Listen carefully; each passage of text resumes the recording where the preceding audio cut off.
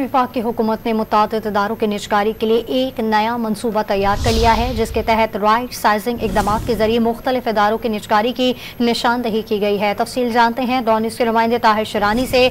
ताहिर, मामले पर बताइएगा।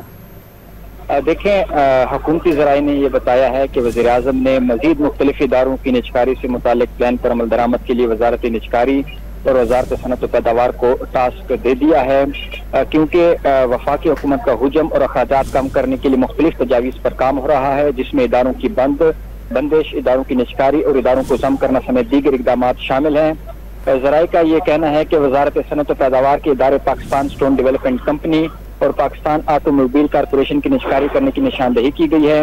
Pakistan institute of management, Khadi crafts development company, agro food processing, leather crafts development company, मोराफो industries, southern Punjab embroidery industry और Gujranwala business centre की निजकारी करने की तजावीज़ तैयार की गई है।